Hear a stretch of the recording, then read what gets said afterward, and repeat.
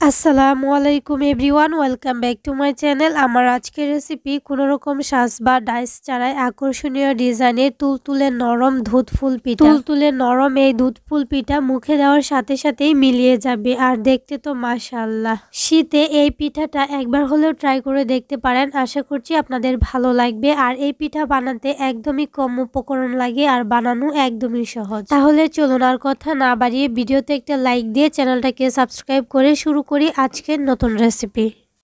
চুলায় একটা প্যান বসিয়ে তার মধ্যে দিয়ে দিচ্ছি 2.5 কাপ পানি। আর এই পিঠাটা তৈরি করার জন্য প্রথমে কিন্তু একটা খামির তৈরি করতে হবে। এই পানির মধ্যে দিয়ে দিচ্ছি স্বাদ মতো লবণ, দিয়ে এটাকে ঢাকনা দিয়ে ঢেকে বলক আসার আগ পর্যন্ত অপেক্ষা করব। যখন এরকম পানিটা ফুটে উঠবে, বলক চলে আসবে, তখন এর মধ্যে দিয়ে দিচ্ছি 1.5 কাপ আটা।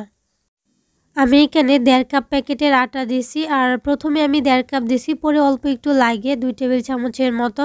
আমি প্রথমে খুব ভালোভাবে এটাকে মাখিয়ে নিচ্ছি, যেহেতু এই ডোটা একটু নরম টাইপের হবে, একদম শক্ত রুটি পরোটা ডোয়ের মতো হবে না। আর সাথে সাথেই কিন্তু খুব ভালো করে আমি এটাকে মাখিয়ে নিচ্ছি। তো মাখানো হয়ে গেছে, দেখেন একটু নরম টাইপের হবে। আর চুলার আঁচটা কিন্তু এই পর্যায়ে মিডিয়াম টু লোতে আছে। তো এখন এটাকে ঢাকনা দিয়ে ঢেকে রেখে দিব 10 মিনিটের জন্য। 10 মিনিট পরে এই ডোটা কতটা সফট হয়েছে আমি এটা একটু দেখিয়ে দিচ্ছি। হাতে নিয়ে যদি এরকমভাবে চাপ দেন আর হাতে যদি ডোটা না লেগে যায়, তখন বুঝবেন এটা হয়ে গেছে। আর এদিকে এটাকে আমি ঠান্ডা করে নিয়েছি একটা চড়ানো প্লেটে। আর এখন হচ্ছে একটা ডিম ভেঙে এটাকে ফেটিয়ে নিয়েছি। অর্ধেকটা ডিম দিয়ে আমি এটাকে ভালোভাবে মেখে নিচ্ছি, পরে আবারও দিয়ে দিব, কিন্তু একসাথে দিব না। যত বেশি ময়ান দিয়ে নেবেন ডোটা তত বেশি সুন্দর হবে। আর এই ডোটা কিন্তু একটু নরম টাইপেরই হবে। সবটা ডিম কিন্তু আমি অল্প অল্প করে দিয়ে দিছি। আর এখানে হচ্ছে অল্প অল্প ঘি মেখে নেবেন হাতে, তাহলে ডোটা কিন্তু আরও বেশি সফট হবে। তো মাখাতে মাখাতে কিন্তু একটা পর্যায়ে ডোটা অনেক বেশি সুন্দর হয়ে যায়, দেখে নিশ্চয়ই বুঝতে পারছেন। একদম তুলতুলে একটা নরম টাইপের ডো হয়, স্পঞ্জি টাইপের। এখন হচ্ছে হাতে অল্প একটু ঘি মেখে অল্প অল্প লেজে আমি সমান করে প্রথমে কেটে নিচ্ছি, যাতে করে সবগুলো পিঠা একই সাইজ হয়।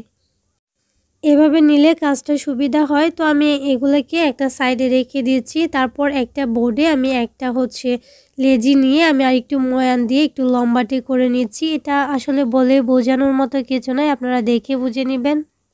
আর এখানে একটা ফ্রেশ চিরুনি নিছি। আমি এই চিরুনিটা শুধু পিঠা বানানোর ক্ষেত্রে ইউজ করি।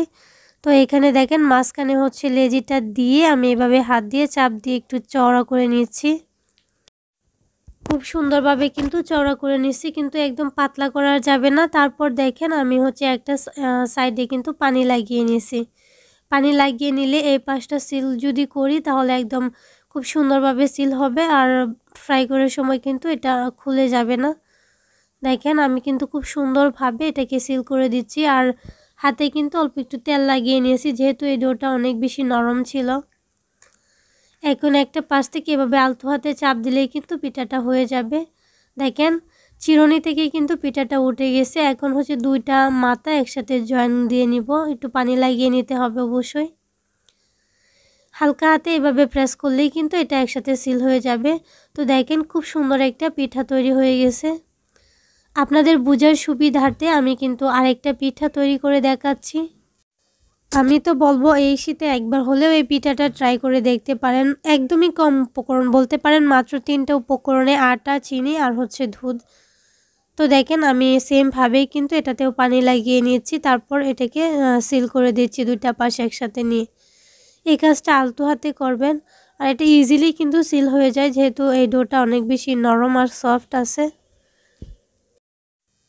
দুইটা পাশ সিল হয়ে গেলে কিন্তু আমি আবারও এটাকে আলতো হাতে চিরুনি থেকে উঠিয়ে নেব। আপনারা দেখেন একটা পাশ ধরে এভাবে যদি হালকা হাতে প্রেস করি, এটা উঠে যায়। যেহেতু চিরুনির মধ্যে তেল দেওয়া আছে, খুব ইজিলি এটা সরে যায়। এখন হচ্ছে দুইটা পাশ একসাথে আবারও জয়েন করে নেব। আর ডিজাইনটা কিন্তু খুব সুন্দরভাবে হয়ে গেছে। আর সবগুলো পিঠা কিন্তু একদম রেডি। আর এই পিঠার সাইজটা কিন্তু একদম ঠিকঠাক আছে। দুধে ভিজানোর পর এগুলো অনেক বেশি বড় হয়ে যায়, এর থেকে বড় করা দরকার নাই। চুলায় একটা কড়াইয়ে পর্যাপ্ত তেলটা প্রথমে ভালোভাবে গরম করে নিয়েছি। আর তার মধ্যে দিয়ে দিচ্ছি হচ্ছে পিঠাগুলো। তেলটাকে কিন্তু প্রথমে ভালোভাবে গরম করে চুলা থেকে মাঝারি করে রেখেছি আর উল্টে পাল্টে এগুলাকে সুন্দর একটা গোল্ডেন ব্রাউন কালার করে ভেজে নিব। আপনারা কিন্তু নিজেদের পছন্দ মতো এগুলা কালারটা করে ভেজে নিতে পারেন। আমি গোল্ডেন ব্রাউন কালার করে ভেজে নিয়েছি। তারপর দুধে ভিজানো হলে খুব সুন্দর একটা কালার আসে। সেই সাথে আপনাদেরকে একটা রিকোয়েস্ট করছি, যারা আমার চ্যানেলে আজকে নতুন আছেন, যদি আমার রেসিপি আপনাদের কাছে একটু ভালো লেগে থাকে প্লিজ চ্যানেলটাকে সাবস্ক্রাইব করে পাশে থাকা বেল আইকনটা অন করে দিবেন। আর হ্যাঁ, যারা অলরেডি এই কাজটা করেছেন তাদেরকে অসংখ্য ধন্যবাদ। আর যারা আমার আজকের রেসিপিটা ফেসবুক পেজ থেকে দেখছেন প্লিজ পেজটাকে ফলো করে দিতে ভুলবেন না। আর পিঠাগুলো দেখেন কত সুন্দর একটা কালার আসছে। আপনারা চাইলে এইভাবেও পিঠাগুলো খেয়ে নিতে পারেন, অনেক বেশি ক্রিস্পি হয়। তো দ্বিতীয় ব্যাচেও কিন্তু সেম ভাবে পিঠাগুলো আমি ভেজে নিয়েছি। আর এদিকে চুলায় একটা পাতিলে আমি কিছুটা দুধ জাল করে নিয়েছি। এখানে আমি 3 কাপ দুধ দিছি, স্বাদ মতো লবণ, ফ্লেভারের জন্য এলাচ আর তেজপাতা দিছি। আর মিষ্টির জন্য দিয়ে দিচ্ছি চিনি 1 কাপ। মিষ্টিটা নিজেদের পছন্দ মতো দেওয়াই ভালো, লবণটা অবশ্যই দেওয়ার চেষ্টা করবেন মিষ্টির ব্যালেন্সটা ঠিকঠাক থাকে। এলাচির পরিবর্তে এলাচ গুঁড়োও দিতে পারেন। এই দুধটাকে কিন্তু জাল করে ঘন করা দরকার নাই, জাস্ট 2টা বলক আসবে তাহলেই কিন্তু হয়ে যাবে। তো দেখেন দুধটা কিন্তু জাল হয়ে গেছে, এখন এটাকে নামিয়ে নেব। এখন দুধটাকে নামিয়ে নিচ্ছি। আর এদিকে দেখেন একটা পাত্র নিয়েছি, তার মধ্যে পিঠাগুলো দিয়ে দিচ্ছি। একসাথে কিন্তু এতগুলো পিঠা দেওয়া যাবে না, কারণ এই পিঠাগুলো এখন ছোটো, বাট এই পিঠাগুলো যখন দুধে ভিজিয়ে 2-3 ঘন্টা রাখা হবে পিঠাগুলোর সাইজ একদম অনেক বড় হয়ে যাবে। যার জন্য আমি এখানে কিছুটা পিঠা সরিয়ে মাত্র এখানে 6টা পিঠা দেখেন একটু জায়গা রেখে দিয়ে এখানে দুধটা দিয়ে দিচ্ছি। পিঠাগুলো হালকা কুসুম গরম আছে আর দুধটা কিন্তু একদম গরম থাকা অবস্থায় দিয়ে দিচ্ছি। আর এই দুধ দিয়ে কিন্তু পিঠাগুলো জাল করার কোনো দরকার নাই। এখন একটু দুধ আমি উপর থেকে এভাবে ছড়িয়ে দিচ্ছি। এটাকে ঢাকনা দিয়ে ঢেকে আমি 1 থেকে 2 ঘন্টার জন্য রেখে দিচ্ছি। একটু সময় বেশি রাখলে ভালো, পিঠাগুলোর ভিতরে ভালোভাবে রসটা টানতে পারে।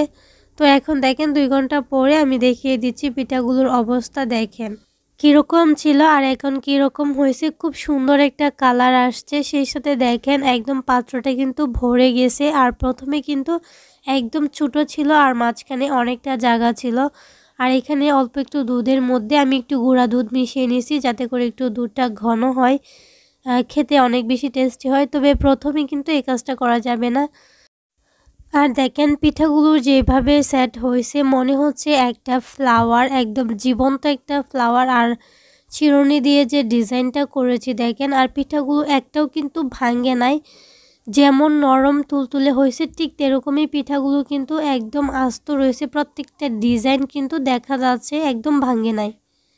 এত বেশি নরম সফট তুলতুলে হয়েছে, তারপরেও পিঠাটা কিন্তু ভাঙে নাই। আপনি ইজিলি এক পাত্র থেকে অন্য পাত্রে নিতে পারবেন, কোনো সমস্যা নাই। আর পিঠাটা তো দেখে নিশ্চয়ই বুঝতে পারছেন একদম তুলতুলে সফট হয়েছে, শক্ত নাই ভিতরে। আজকে আমি শীতে সবার প্রিয় একটা দুধ পাকন পিঠা বলতে পারেন বা দুধ ফুল পিঠা রেসিপি শেয়ার করেছি। আর এটা একদম কম উপকরণে খেতে কিন্তু মাশাআল্লাহ। আশা করছি এই শীতে একবার হলেও এই দুধ পাকন পিঠা বা দুধ ফুল পিঠা যাই বলেন ট্রাই করে দেখবেন, অনেক ভালো লাগবে। আজকের রেসিপি এই পর্যন্তই। সবাই ভালো থাকবেন, সুস্থ থাকবেন। আল্লাহ হাফেজ, আসসালামু আলাইকুম।